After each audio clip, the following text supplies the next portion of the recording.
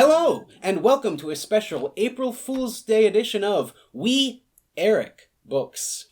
I'm Eric, and today we're going to be taking a look at Star Wars The Wookie Storybook. This is a book from 1979, so I believe it falls under the Star Wars Legends category. It is no longer officially canon, and we'll see what shenanigans they get up to. Past the trillions of stars and meteors that fill the universe, the planet Kashyyyk shone like a giant blue globe. Kashyyyk was the dense jungle home of the Wookiees. Here we see their fancy tree houses. Would not look out of place in an upscale Airbnb listing.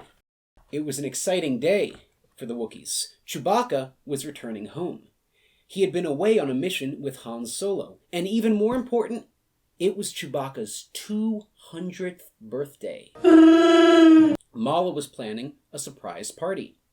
She had spent days cooking, but wasn't able to make Chewbacca's favorite dessert, wasaka berry pudding. God, it's so good. Only Chewbacca was brave and skillful enough to gather the wasaka berries that grew in the dark, swampy lower levels of the jungle. Lumpy wanted to hunt for the berries, but Mala wouldn't let him. So Lumpy was very sad. And there is Lumpy, feeling very sad. Itchy knew how to cheer up his unhappy grandson. He would tell him a story. He decided to tell Lumpy how Chewbacca became a hero and the most famous Wookiee of all time.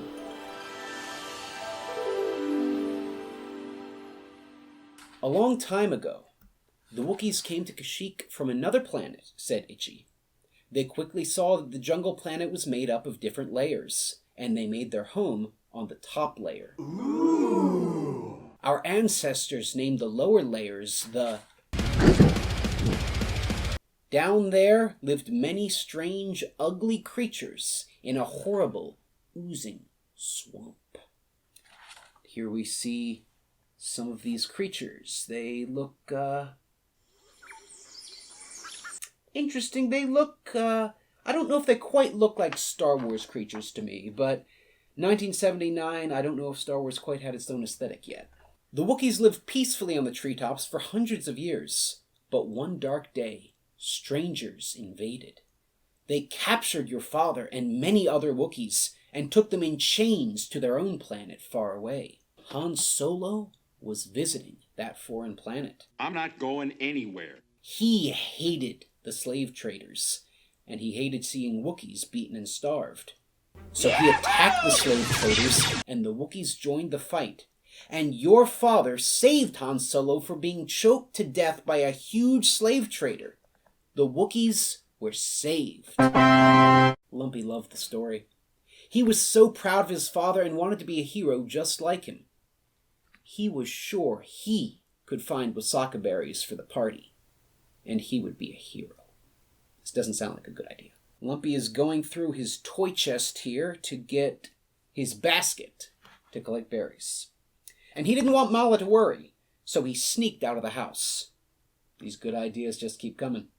Lumpy was not supposed to go more than 200 meters from his house, so apparently Wookiees use the metric system. But he couldn't find any berries near the house, so he kept going farther and farther away. He was frightened, but he did want to be a hero. Yeah, he looks nervous. Poor little guy. The trees grew thinner. Here and there, creepy things scurried behind clumps of shaggy bushes. There must be some berries here someplace, Lumpy thought. I am a pretty big Star Wars fan, but I don't quite know how the logic works out of the trees getting thinner as they get lower, but... Then Lumpy missed a step. Suddenly he was falling down into that terrible swamp of the Netherworld.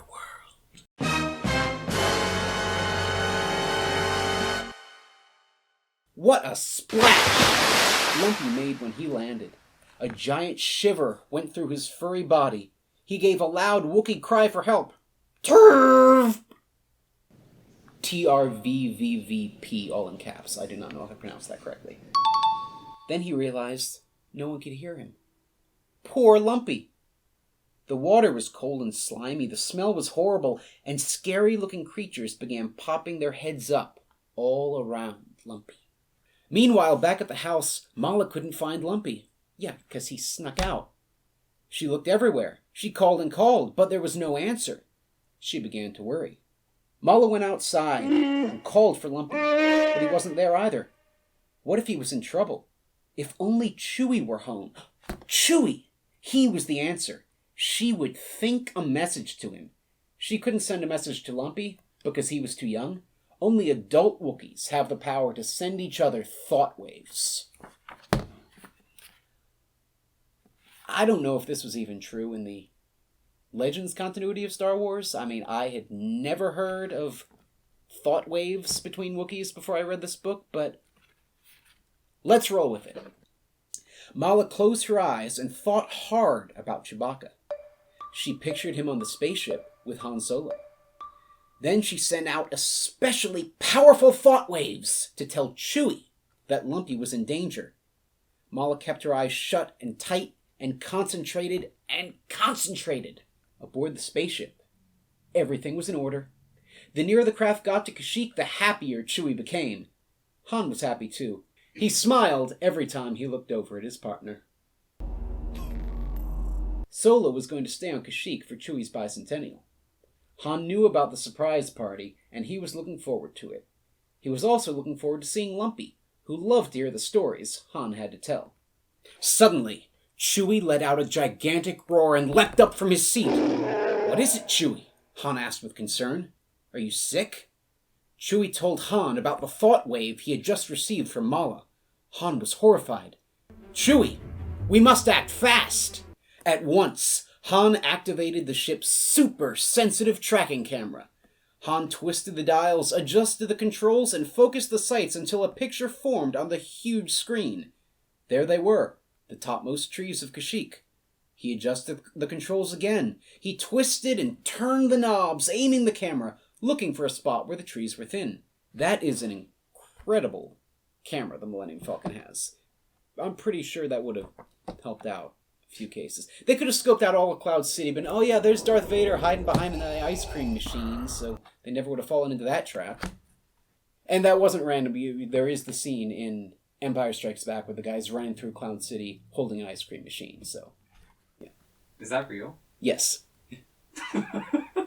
And that's just where Lumpy was, lost in the nether world. He climbed out of the water. He tried to think about wasaka berries and ignore the strange, frightening swamp creatures. Oh, at least he has his basket back. There's a Wynne. Hovering in their spaceship high above Kashyyyk, Han and Chewie had worked out a plan. Chewie would fly one of their explorer craft down into the netherworld. The craft was small enough he could maneuver it under the trees and through the bushes. An explorer craft, another thing that may have come in handy at some point in the movies. "Ready, Chewie?" Han called. "Then off you go. Good luck. I'll be waiting with Mala." In the shelter of his hollow log, Lumpy heard a whirring, echoing sound. His heart beat faster. Could it be? It was an explorer craft. He climbed out of the log and waved frantically. The craft tipped its wings. Inside was Chewbacca. Lumpy would be saved. And Lumpy, once again, he has his basket. That is one thing that is concerning me more than it should in this story, just through the illustrations. So even when it doesn't get mentioned, I'm always trying to keep track of that basket. Chewie hugged Lumpy, but then he looked at him sternly. Lumpy knew why. He tried to explain to his father that he just wanted to get some berries as a very special treat. Then Lumpy started to cry. "Aww. I wanted you to be proud of me," he said, "but I didn't get the wasaka berries. I'll never be a hero like you." You know, this is much better than when these characters, Chewbacca's family, was introduced in the Star Wars Holiday Special. They had conversations, much like this one, I'm sure, yet they were not subtitled. And these scenes went on for 5 minutes, I believe. Chewbacca was quiet for a minute. Then he spoke gently. "Lumpy, you are a hero," he said. "Even when you were afraid, you kept trying. That is what makes a hero."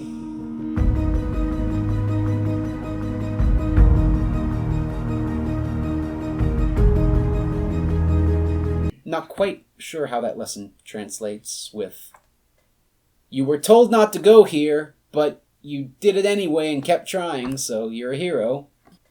Lumpy beamed as the small craft turned and landed on top of the trees in front of their house. Mala was so happy to see Lumpy and Chewy that she forgot to scold Lumpy for wandering away. And Lumpy couldn't have heard her anyway. Hundreds of Wookiees were shouting, "Surprise! Surprise!" Chewbacca couldn't believe it. He'd been so excited about coming home, he'd forgotten it was his 200th birthday. What a party! Music, dancing, games, and of course, fireworks. Let's hope they don't start a forest fire. Chewy put his arm around Mala. "This is a wonderful party," he told them. "I am home. Mala is here, and Lumpy and Itchy and Han and all the Wookiees. Nothing is missing. Right, Lumpy?" Lumpy nodded and smiled. "Only the wasaka berries," he said, as everyone laughed.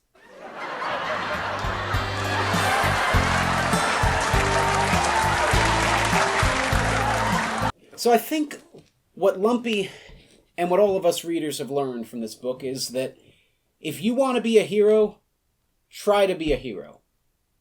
And even if you don't succeed, you'll get to meet Chewbacca, and he'll tell you you're still a hero. What's on the back? Oh. With the berries. Dude, is the Look, back? you turn the back page, Lumpy has his basket full of berries. Yay.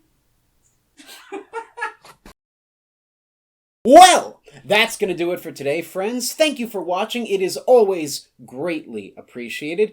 Feel free to visit us at www.weerikbooks.com or me on Instagram and Twitter at EricWAlexis. I never update them. Hit a like or maybe even subscribe if you want to see more of me in the future. And, yeah, I think that's it.